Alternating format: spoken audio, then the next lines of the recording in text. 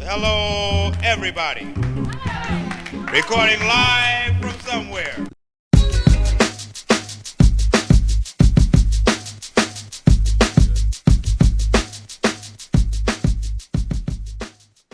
Welcome back, everybody, to the Pursuit Pod. I'm your host, Calvin Lymper. I hope everyone had a great start to the December. It was my birthday a few days ago, so I'll count this episode as my birthday episode. Little disclaimer before we begin. I am right now have a mild sore throat, so I do apologize if my voice sounds a little off right now. Sounds a little off today. I guess I can count this one as my flu game. So for my birthday episode, only way to really begin the birthday pod would be to start with none other than a bang. So let's get right into it with Roundball Rock. So, one of the best stories in this most recent draft class is Yang Hansen. He made his first NBA start against the Grizzlies this past weekend due to Klingon and Rob Williams being out. He spent the game guarding and being against Zach Edey. He posted only 4 points, but had 5 boards and 2 assists. The first half was pretty awful, as to be expected with any rookie start, with a single board recorded and 4 fouls committed. And that's an experience that Tiago Splitter, the interim coach of the Blazers right now, he dubbed that a lesson, a good experience for the rookie. There was later a play in the game where Hansen fell to the ground due to a stray elbow by Zach Edey when chasing a rebound, and no foul was called. And Tiago Splitter got teed up for trying to vouch for his rookie. Honestly, in my opinion, I think the sky's the limit for the new star from China. But honestly, yeah, it wasn't the prettiest for the Blazers as they're beat down by Memphis there. But I think that there's a lot of good potential in him, and there's a reason that he's such a big story in this most recent draft class. Another story I want to get into, as much as I don't want to talk about it because it was against my Sixers, but 29 points, 7 rebounds, 6 assist outing, and a game-sealing steal, as well as a few big shots from LeBron James. Who else but?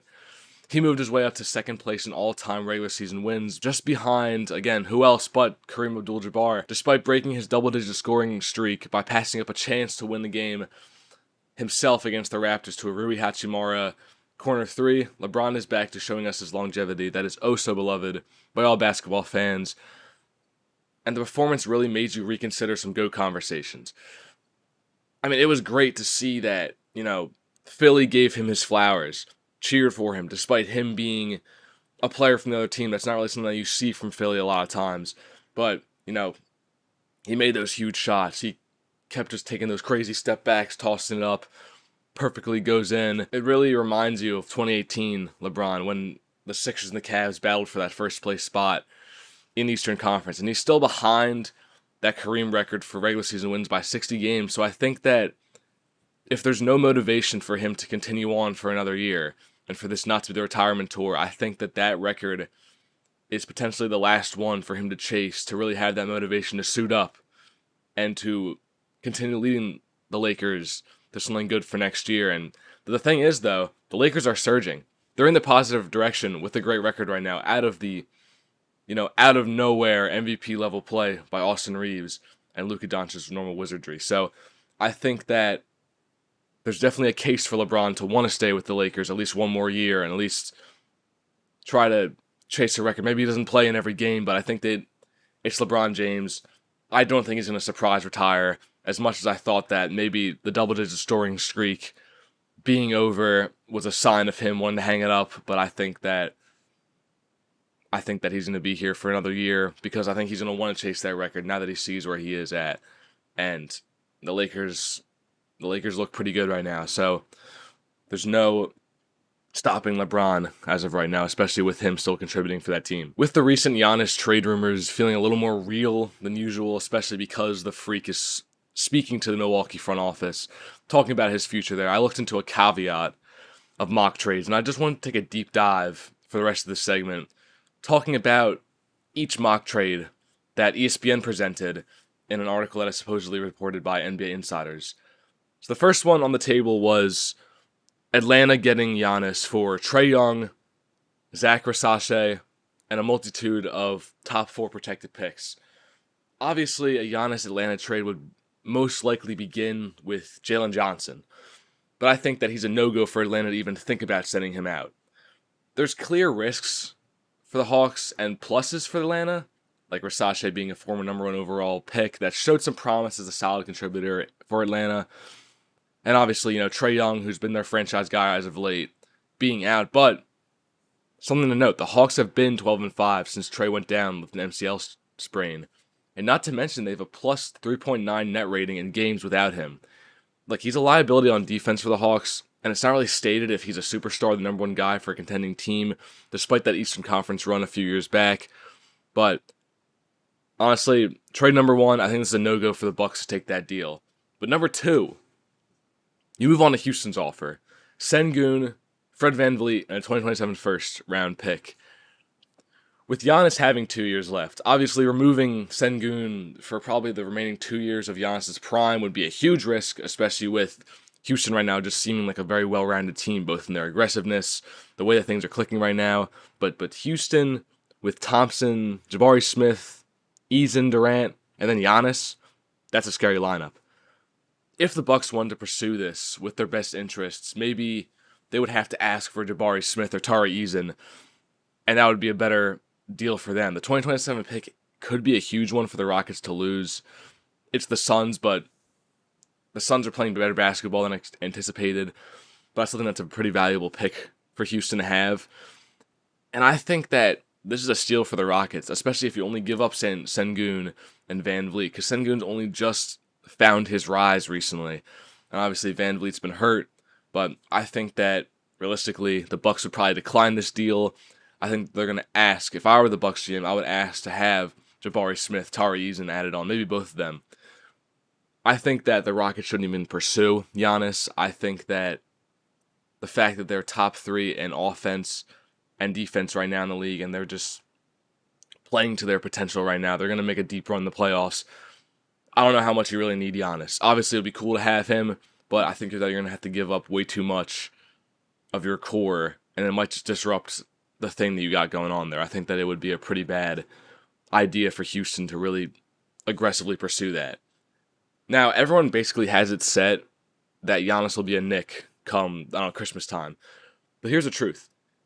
They just traded all their real picks for Mikal Bridges in the past year. The best that they can do, as ESPN points out, for the future is a pick swap, which I just think is not enticing in the slightest for the Milwaukee Bucks. I think it would be dumb for them even to consider that route, honestly. With these picks and these pick swaps, the Knicks would be projected to give up Towns, who's just been unreal for New York, Dadiet, and Tyler Kolek. Obviously, OG Anunoby, Josh Hart would be up next for them in those trade talks, or maybe one of them will be added if Milwaukee doesn't like the original Towns deal. But I think that Towns is going to go to a third team if they really end up doing this kind of trade. And because I think the Bucks just need to get a lot of picks in a deal like this. It's really tough when you really think about it to trade Giannis. Like, I remember hearing about what would a LeBron James trade even look like, because there were talks about him leaving Los Angeles, and it's just like, even with the Durant trade, you don't really see these guys get traded all that often. So it's just, you don't really know what their value is. You don't really know what a good trade to set the precedent of, obviously the Paul George trade was such a disaster for the Clippers, and you just do not want to even try to do something like that. So it's really a question of what an actual trade deal would look like for Giannis. And I just don't think that New York can get a trade done, especially with the lack of real picks. Because I don't think that Milwaukee's dumb enough to, get rid of their franchise guy for peanuts.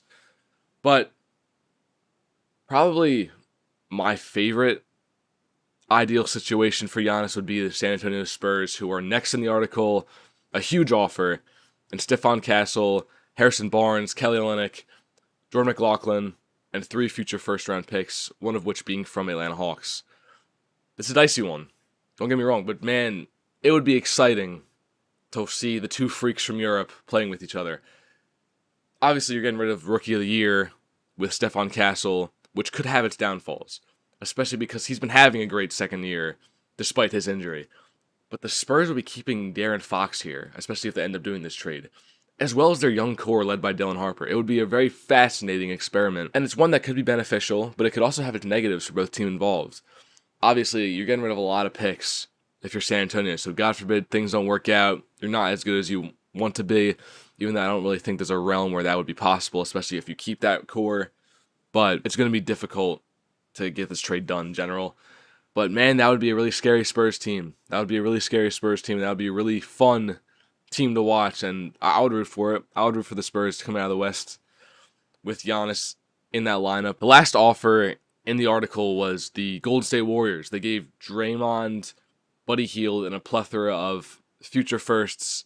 And of course, the man of mystery, Jonathan Kuminga, who we're going to talk about a little later in the segment, would be going to the Bucks. Look, Draymond has still proven himself to be a key piece for Golden State and a mainstay for them, but Giannis, he would add some future insurance for the Warriors to continue contention in the wake of, Curry's looming retirement. That is, en route, and that's going to happen soon. Obviously, Jimmy Butler's getting up there in age as well, but for the Bucks, the possibility of banking on the Warriors' next few firsts is the possibility that an older Warriors team would fall apart and not win just yet. It could be a very interesting deal for them, and obviously, Jonathan Kuminga is a very good player that just hasn't found himself in a good situation in Golden State. If I had to choose one of these trades to do, if I'm the Bucks, I would most likely I wouldn't take the Rockets outright. Again, I think you have to add Jabari Smith and or Tari Eason. But I think that I would probably take the Spurs. You get Stephon Castle, you get a whole bunch of picks. And Harrison Barnes is going to be fine. You're going to be a decent team there. Obviously, you're getting rid of Giannis, but you're still going to have a fine core there. But there's a lot of question marks. And I don't even know if a Giannis trade really happens. He could just end up walking in a few years. Maybe he'll get traded in the offseason, which might just seem likely. But I think that this is the first time that a Giannis trade is a real news story and that it could actually happen. But kind of to move on from that, we just spoke about Jonathan Kuminga. He was benched and had a coach's decision scratch against the Chicago Bulls in their most recent matchup. And that was even with Curry and Draymond out. Like, he shot 10% against Cleveland the game before, but he's been averaging 12.4 and 6.3. But at the same time, 30% overall since returning to the Dubs after missing 7 games with tendinitis. It's a new chapter in this absolute roller coaster that has been the recent saga of Kuminga in Golden State.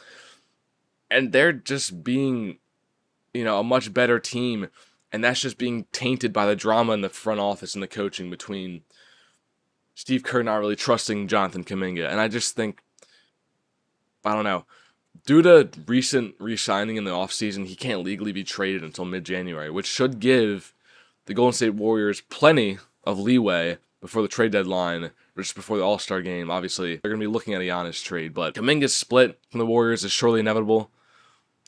Who knows where he's going to end up? Again, maybe the Bucks if no one poaches Giannis before the availability date of January 15th, but honestly, there's no worries for the Warriors right now. They're kind of not doing the best this year, but they found a sneaky, high motor, first one in the gym, last one out. Guy I would let date my daughter and Pat Spencer. I'm just kidding, but he stepped up in the wake of the injury list piling up against Cleveland.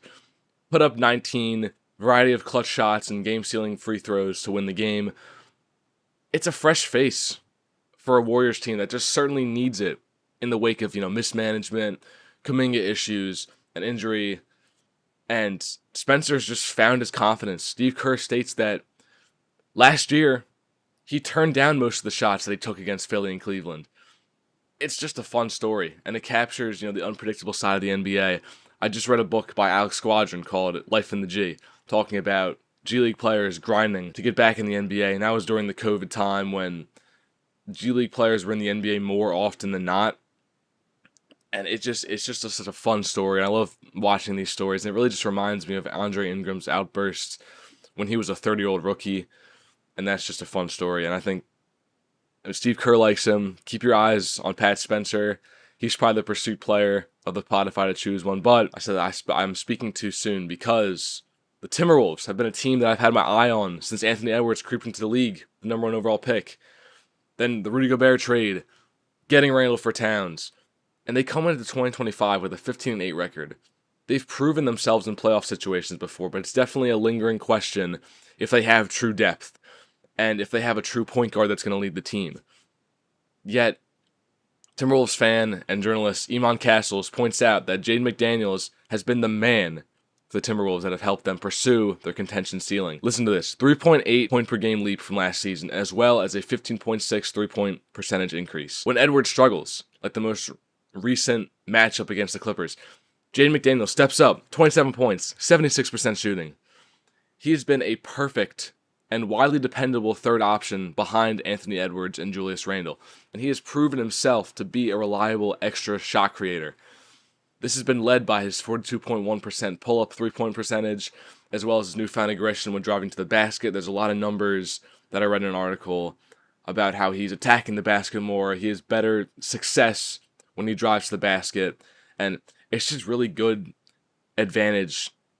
He's taking it with his excellent positional size at 6'9". To pursue players of the pod, I really want to make this, an every episode segment that I have, pursue players of the pod for my Roundball Rock section, but I have to say it's probably Jaden McDaniels and Pat Spencer for this segment. To move on to a very shaky segment for me, 4th and 4, talking about the Eagles a little bit later on. I don't know how much I want to get into that. It was just a terrible weekend, but let's just focus on the positives in the league right now. The Pursuit Pod continues with amazing takes. The sneaky Green Bay Packers have won back the NFC North over the Chicago Bears in massive victory this past Sunday. They started out hot with Christian Watson grabbing a score, an interception. Overall shutting down Caleb Williams early. I said that he's a turnover-proof, mistake-proof quarterback, but they just gave him no room to figure things out for the Bears offense. And they stayed strong despite the Bears mustering up a comeback in the fourth quarter. But the Packers just responded with another interception, Josh Jacobs' dominance. Jaden Reed came back with impact, as I expected, with 31 yards in the air, and he even carried 2 balls, 22 yards to bolster the Packers' offense. And even Luke Musgrave comes in for the injured Tucker Kraft, and he makes his impact known as well. Even depth edge and Nogbear comes in and stuffs Kyle Monaghan on 3rd down to prevent the Bears from converting. Depth just goes a long way for playoff teams, and the Packers are just no strangers to this. And that's something that Matt LaFleur said outright in interviews. They've taken the lead in the NFC over the Bears and Eagles with a 9-3-1 record. They've shown heavy resilience in the face of pressure from division rivals, and just watch out for the Pack in the NFC playoffs this year. It's just an incredible turnaround of their season. Another huge story that hit headlines this past week would be Daniel Jones going out on a torn Achilles, which is going to end his tenure for his 2025 season for the Colts, and maybe his Colts career. He's proven himself to be a dog this year. He's already been playing through a hairline fracture in his left leg, and it's a huge development that's going to add salt to the wound of the Colts' fall from the top of the league. From 7-1 to now being just below AFC South rival Jaguars, and now they're going to fall to the Houston Texans, who we're going to go over later. But Riley Leonard obviously came in, brought in 145 yards in the blowout loss. It just presents a lot of questions about the quarterback room in Indianapolis. Obviously, Jones had the Colts on a heater to begin the year. 6.5 yards per play in their 7-1 start. And obviously, now the disgraced Anthony Richardson, he waits in the wings with his injury, and he was benched. But Jones has just proven himself to be the captain here for the Colts. And he's the guy that the receiving room trusts, the offensive line trusts. And I've heard a lot of rumors recently, which I think would be awesome, about 44-year-old Phillip Rivers, father of an entire football team and now a grandfather. He's been set to work out for the Colts to aid in their final push to get to the postseason, I believe today. The Colts' road to the playoffs looks in question as well. They have games against the Jaguars, Seahawks, 49ers, and Texans coming up. If they can get some wins, it'll be a tried and true, battle-tested, bloody showing of why they are legit and deserve to be there. But if not, this is going to be a very, very bad collapse, paralleling my Eagles, for a team that looked to make an incredible run early in the year. In the wake of other NFL injury news, Cincinnati star defensive end Trey Hendrickson underwent core muscle surgery, and that's going to end his fantastic calendar year, where in 2024 he had 17.5 sacks, and he was an all-pro selection. Like, he had an injury battle all year after disputing his contract with the Bengals front office, and he requested a trade from the team early in the offseason. He was a holdout. to begin training camp, and he should enter free agency this upcoming season, looking to reset where he's at and get back to the glory. Such news like this is just a good narrative to show, and summary to show what has happened with the Bengals this year after an offseason that really saw them as an early contending favorite going into the 2025 season. To end the football discussion for the week, I think it's about time that we give the Houston Texans their flowers, specifically their defense. They found themselves under the radar the entire year due to a slow start. Mediocre offense with an injury-ridden C.J. Stroud, and Davis Mills has been back under center. Yet, you got to give all props to a historic Texans defense that finds themselves as a surprise real number one defensive unit of the league. Their numbers are 266.3 yards allowed per game, only allowing their opponents 16 points per game so far, and they also rank in 4th for pass offense allowed, as well as 172 pass yards allowed per game, and is the 5th best rush defense in the league with only 94 yards allowed per game. They continued shutting down the collapsing Chiefs in Arrowhead this past weekend, and it just started completely with just stopping Travis Kelce, forcing drops all around the board. They eliminated Kelce as a factor on 3rd and 4th downs, which killed their playoffs last year, and they did this because they played up close, they played personal to Kelce, and they moved every defender to be on him. They gave him a lot of variety of different defenders to play against. I mean, they forced Mahomes to have 10 consecutive incompletions at a point in the game, and they even forced him to have a career high of 3 interceptions on the night. Houston takes the lead over Indy in the AFC playoff race, and they very well could be a tough opponent come playoff time due to a championship caliber defensive unit that very well could lead them to glory all on their own, like I said about the Eagles earlier in the year. The Texas offense just needs to bring in 20 points like they did against the Chiefs.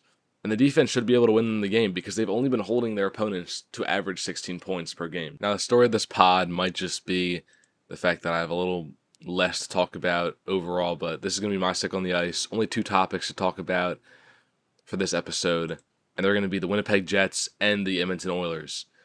The Jets have been on a very, very bad losing slide in their past few games, but they found much-needed depth scoring in a 4-1 win over the Sabres with goals from Kyle Connor, Tanner Pearson, Cole Kopech, and Gabe Vilardi. Kopech added some offensive power from the 4th line for Winnipeg.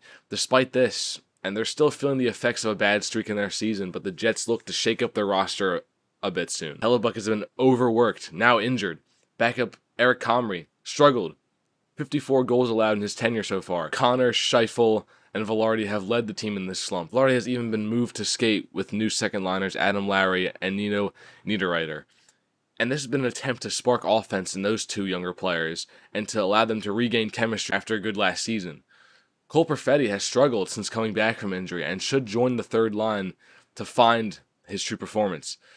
Jonathan Taves, one of the biggest signings in the offseason, he's only produced 2 points over this slump, and he's now going to be in the 4th line. Winnipeg just needs to find their spark now, or else they might find themselves continuing to fall down the standings after an amazing 2024-25 season. Again, I know that was really brief talk, but let's end things off talking about the Edmonton Oilers. It's really hard to ignore them suddenly turning their season around. They found themselves back in the first wildcard spot in the Western Conference with 31 points, and a large part of it might just be their new, beautiful alternate jerseys.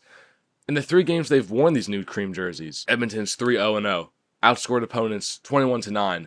They control 68.2% of the goal share, not to mention 62.5% control of high danger scoring chances. McDavid has just found a new spark in the new look. 5 goals in the Threads, and even chops Netchus and Bedard to be 3rd on the scoring leaderboard yet again with 42 points. Even besides a spark from cool jerseys and the new sweaters, there's a lot of reason to look into the Oilers turning things around. It starts with Edmonton enjoying a more lenient schedule going into December, especially after November, where the team fought back-to-backs and long travel periods. You have Zach Hyman returned from injury, and he's been helping ease gapping for the Oilers, which was a huge problem for them in the Stanley Cup last year. As well as, superstar Leon Draisaitl being amazing on the back check, allowing the team to be less predictable as a whole. Ryan Nugent-Hopkins has been moved to left wing in the first line for Edmonton, and he's allowed more consistency for the team. This could open up a lot of opportunities for the depth forwards to come in clutch soon. The Oilers also have a promising young group. that are going to come in soon with 9 players in their top 20 prospects playing in the AHL right now. Matt Savoie has been a bright spot for Edmonton, having 3 goals in the last 4 games for them, and will be an NHL mainstay pretty soon. All I'm going to say to end up this segment is do not count out the Oilers, because they seem to do this every dang year. Time to move on to the segment that maybe you wanted it, maybe you didn't. Let's start out with the good. The Philadelphia Flyers still surging, despite a loss to the Colorado Avalanche, NHL best. And a lot of it is still to be desired in newfound energy for Michkov and Couturier. Michkov spent a lot of time on the bench early in the year. He netted in 1 goal. Coots went dry after a good season opener performance. Yet he's put up 17 points in 26 games, and Michkov has been important in his non-goal scoring play, such as huge shifts late game for the Flyers. But Michkov just needs to step up with Forster out of the power play unit, and him being injured. And Couturier is going to be playing less minutes on the ice due to injuries and excessive shifts. But he's going to need to continue leading and making impact despite less ice time. Rick Tocchet has fired back against criticism of his uses of the 4th line in late game scenarios, such as them being put in and playing significant minutes late in the game against the Avs. As I've pointed out before, the 4th line hasn't really done much on the offensive side to generate scoring for us. And it can seem like an odd decision to have them placed, in clutch situations, but Tocchet can be excused because he's a self-declared need to build a culture here for Philadelphia, allow his tired guys to rest, try to force the Flyers to be an effective 4-line team. He said before, they're not a 3-line team. They're here for the entire roster. They're here to have everyone have a shot. Garnet Hathaway, still the only bright spot in the shaky 4th line. He's had the most ice time. He drew a penalty with 9 minutes to go in the game against the Avs, and he's been the best man holding the Flyers offense together when they shift to the next line. I think the biggest thing about these Philadelphia Flyers is the fact that they are just a team of fight. They allowed a goal to go down 2 goals in the second period against the Avalanche, but they continued to apply heavy pressure on them, and they brought in high-end looks for themselves after a high-danger shot was attempted by the Avs. Konechny said it best. He talked about how this game made a statement for the bullies. They don't really need a measuring stick for the Flyers anymore because they've shown multiple times this season that they can compete with the best of the best in the league. Right now, the Flyers are in the top 10 of the NHL power rankings, and I've been saying there's just so much good to be said for this team, and look for the future. Oliver Bonk made his Phantoms debut with a +1 after a long history of injury that sidelined him. Alex Bump provided the overtime goal to win the game in Bonk's debut. With those two, Martone, this Flyers future just still looks so promising. And you got to think about how much brighter it could be if they could pull off a Quinn Hughes master trade. Obviously, you're going to need to get rid of your core. You're going to have to get rid of your prospects. But an arguable top 3 defenseman to add to this beauty of a core, just don't get me fantasizing and salivating about things, as Stephen A. Smith said. I just don't think it's possible to get him without Michkov or Martone, but a brother can dream. A brother can dream. I think let's get out of the way, the elephant in the room. Philadelphia Eagles. Not a good performance against the Los Angeles Chargers. All my boys back home know I was raging in our group chat. I left the group chat a few times because I was just so, distraught. That was a rough night. And it was Jalen's fault. I'm the biggest Jalen Hurts guy. I'm going to be a Jalen Hurts guy until the day that he leaves this team, but it was a rough one. He didn't make the best throws, but the times that he made the best throws, you didn't see haul-ins from AJ. If AJ just catches that one pass that was tipped to be an interception, that would have probably sealed the game. If he caught that one in the end zone, it would have sealed the game, but just not a fun night at all. It just was a continuation of the offensive woes. Saquon Barkley finally had his breakout, quote-unquote, of the season, but it just still wasn't really enough for the Eagles, and it's just a shame. And obviously, you probably can't. I mean, I heard on 94 they talked about how Patullo has been having just a grab bag of plays, just picking random plays out and just saying, oh, let's go with this guy, let's go with this one, let's force it to AJ, and it's just so weird. And I still think that, the fact that we've been forcing plays to AJ Brown and we're not trusting the running when it's finally working, and it's just a mess all around.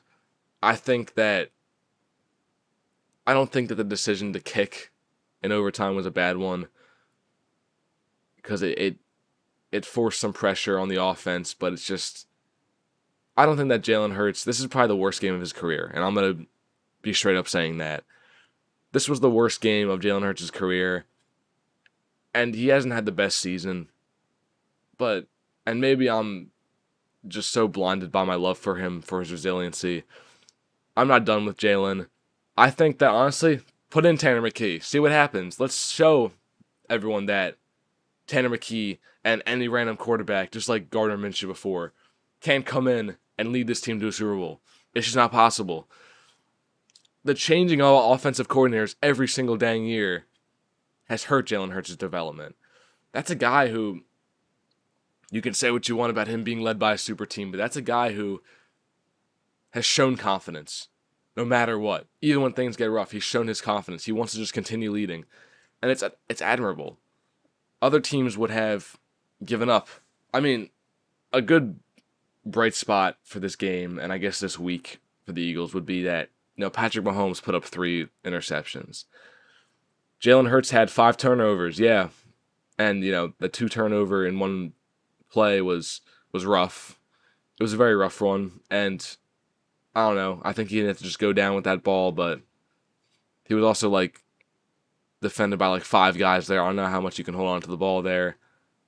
Just a lot of thoughts, and a lot of analysis needs to be done into it. And I was up way too late last night watching that game, and I just went to bed depressed. So I don't know what else there is to add that other people haven't said yet.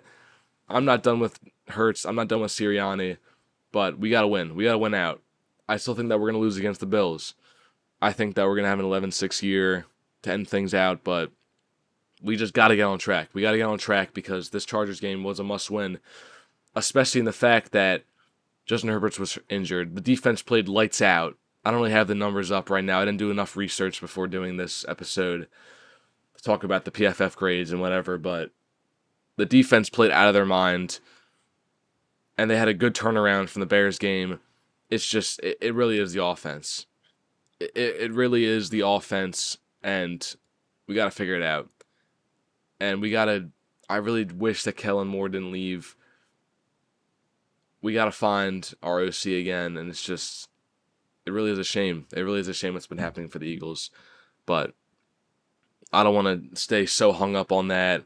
I don't want to stay so hung up on the fact that, no, we lost that game, whatever, because you're going to hear about it for the next few months.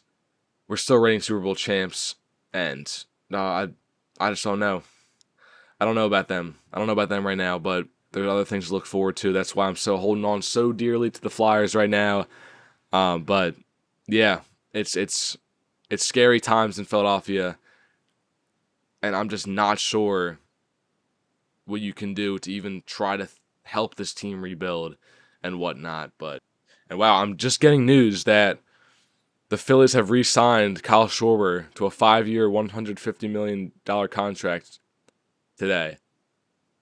All right, that's just a bright spot, and that's actually perfect because it came during the Philly segment. I just checked my phone to see what time it was, and wow. Okay, so forget Schwarber leaving. At least we still have that.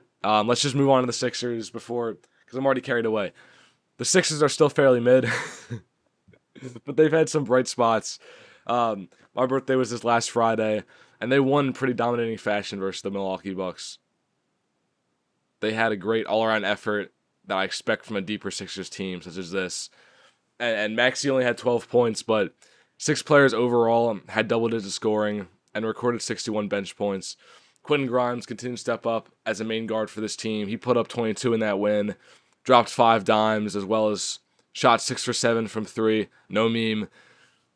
It was amazing 3-and-D showing from Paul George, which is what we signed him for, added 20 points himself, and just was a wreck against the Bucks on defense. It was, for once, a win where the Sixers didn't have to rely on Maxey hitting circus shots or Embiid coming in clutch. And it was definitely a breath of fresh air and a step in the right direction. But there are still a lot of worries. Very negative segment, I know. There are still a lot of worries for the Sixers. Despite an amazing highlight ending for the Warriors game with Edgecombe put back and the Maxey chase down block on Melton on the opposite end. The Sixers blew a 24-point lead and nearly lost to a Warriors team without Curry and Butler. And, even Draymond Green went out at the end of the first half. But it is amazing that we see the flashes of Edgecombe being a player that's all over the place. But it's still an encapsulation of the biggest worry and the biggest killer of these Nick Nurse-led Sixers. And that is continued lackluster play in the second half of these games. And again, don't get me wrong, sometimes the Sixers have proven themselves to be cardiac killers. And they do finish out close games in leads that they've blown. But as much as I am quick to question Nurse, it is true that he's tried to change things in the wake of this trend. But why has none of it worked? And I saw an article pointing out how a big killer of the game against the Lakers was a lack of good effort on rim protection. Luka put on a show in possessions guarded by Drummond and Embiid. He had easy lobs to DeAndre Ayton. It just shows, a topic that we've covered before. Lessened mobility of Joel Embiid to provide the defensive anchoring and spark to keep us up against star playing. How much longer can it be the Tyrese Maxey show here in Philly? And what might just be, the biggest summary of the season so far? But we're just seeing so many nice positives, and we're seeing very terrible negatives to go alongside it in back-to-back games. And I think that just perfectly summarizes the Sixers' year so far, and there's a lot to be desired for them. And there's a lot of, it's just, they should not be mid. They started the year so strong, but it's whatever. It's whatever. We gotta just see what happens, and that's really just the story of Philly sports right now, in my opinion. Enough about that. Let's just move on. Let's go right into the Clemson Corner. As you can see, this is my dorm setup. This is my Clemson flag right here. I actually didn't notice before, but as you can see, Villanova and Clemson both won their all three of their national championships around the same time. So Clemson won 1981, 16-18. Villanova 85, 16-18. Just a pretty cool detail as I get sidetracked. But despite a very shaky season, the Tigers are going to the Pinstripe Bowl in Yankee Stadium against the Penn State Nittany Lions. In flashback July 2025, this is the potential national championship matchup. This followed a selection Sunday that just saw so many questions come for the CFP's head regarding, Notre Dame and their cupcake schedule, Alabama losing their season opener against FSU, and then being pretty good the remainder of the season, and now they're in the playoffs and more. Despite all that, it makes no difference in Tiger Town because the entire ACC missed the playoffs. Everybody sucks. ESPN picked Penn State early in the projections for this bowl game. They stated that both programs ended off disastrous seasons with pretty good, 3 to 4 win streaks, 3 to 4 game win streaks, and that, NFL draftee opt-outs could take effect for the bowl game for both sides. And, Avion Terrell is the first to declare for the Tigers. Congratulations to him on a great Clemson career, and he's going to be drafted high in that first round. But it'll definitely be a fun game between, two teams that really have no more expectations to this point. But man, if only this was a week 1 or week 2 matchup, I think it would have changed the tides for both teams. I still think that if we won that LSU game, we would have gone to the playoff, even if we still played shaky, just because the momentum was there. And talking about the momentum, Eric McLean shared his official thoughts on where Clemson should go for the next season. He stated Garrett Riley's firing is expected, but it might be unfair because he noticed Dabo blaming Klubnik for offensive plays gone wrong in the majority of the season on the sideline. And he also said, which is something that I really do agree with, Tom Allen, defensive coordinator, should appoint a staff of his own on the defensive coaching side and bring in his own guys to bolster that side. I think that's very smart, and I'm surprised that Dabo didn't let him do that. And I think that as much as I like the kind of Nepo version of the Clemson coaching staff and that it's all like family grown, I really like that whole culture that Dabo set up here. I think that you got to just be smart about your decisions, and you got to have good coaching hires, and you got to make it work. Probably the best part about Clemson right now is their basketball. They dropped a close one to one of the best teams in the country in Alabama. But this is a game that, honestly, they should have lost by 40 based on that first half. They trailed by 19 into halftime, finally ended up finding a lead, 83-81 towards the end of the game. But then Alabama just began rolling. They just caught Clemson off guard in very ugly offensive play. Alabama is they're no joke in their shooting and their aggression. I think it's a statement alone for Clemson to have found their way back in the game, despite that first half Alabama team just looking like they're reigning national champions. The biggest killer probably was the lack of spark at the very end. They only had a single field goal make in the final 3 minutes. And R.J. Godfrey led the team in not only numbers, with 19 points and having one of the final field goals of the night, but also because of his heart and his effort. Brownell believed that the rest of the team played soft in a majority of the game.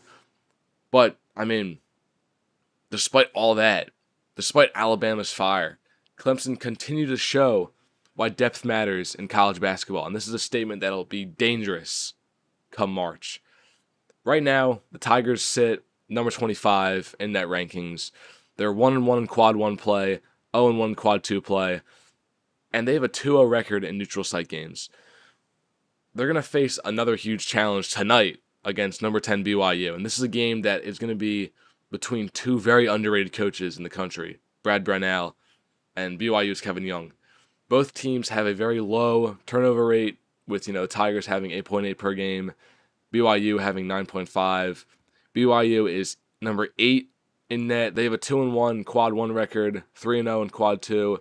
And Clemson's going to be a quad 1 opponent here against BYU. So this is going to be a very exciting game, and it's going to be one that I already think that the Alabama loss kind of shows us where we're at right now. It shows that we are a better team than what might be expected, and that we can still learn how to fight, that our depth is going to prove to come in clutch, especially come tournament time. But I think the BYU game is going to be an even bigger test. They're technically ranked higher. AJ DeBonce is on that team. It's going to be a show of what we can do there. Now, moving on from the Clemson talk, let's go into the final segment of the pursuit, and the final time that I'll be covering this segment. Checking in on my fantasy team, week 14. We've gone 7-7. We're very mid. Great week from the boys overall, and I will say there's some controversy here.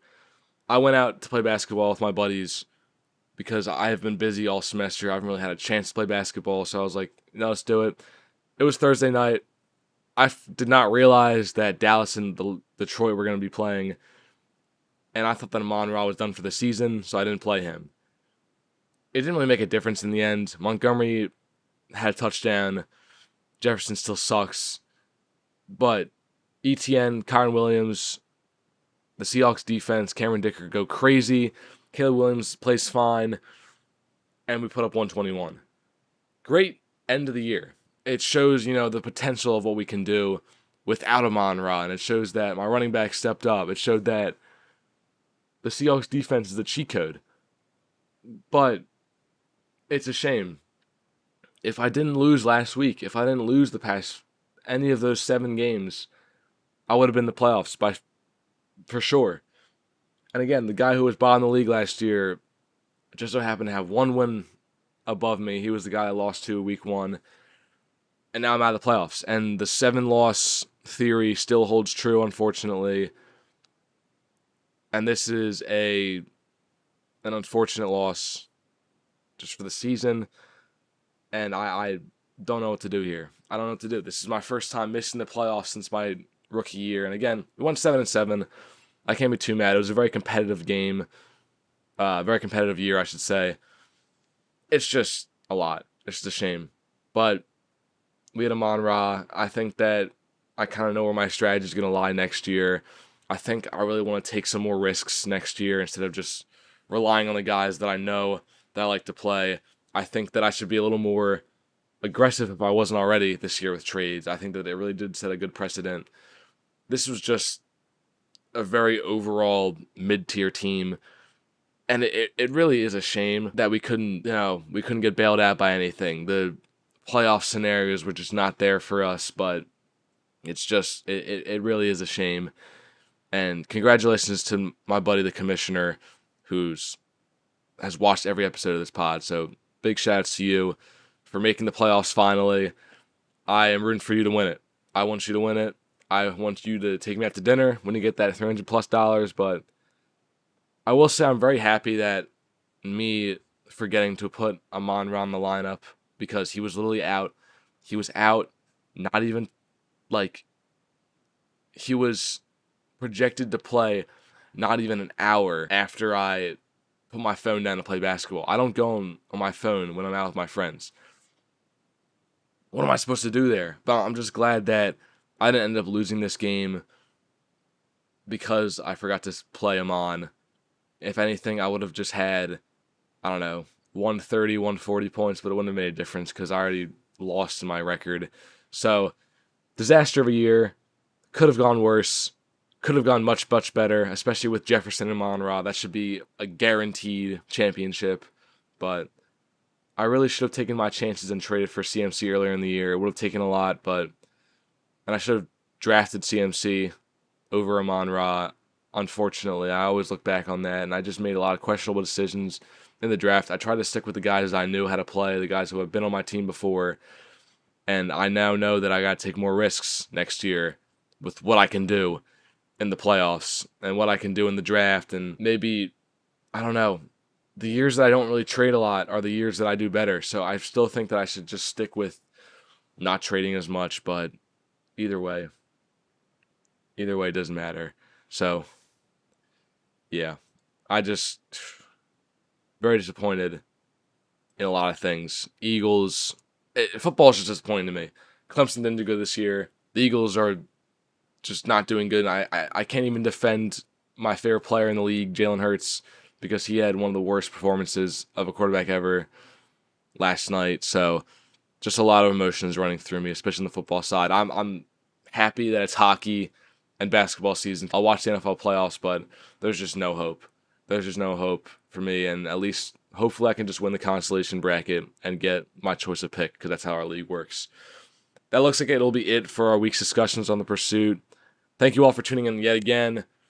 I know this was a shorter podcast, and I'm sorry again, I'm feeling sick, but it was a shorter week.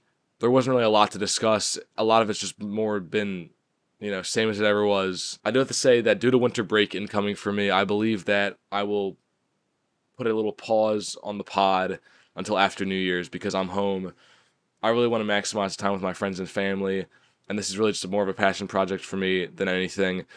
But I'll bring my microphone home with me. Maybe I'll sneak out a surprise episode during that time, maybe a little mini one. But unless things change, the Pursuit Pod will be back in January.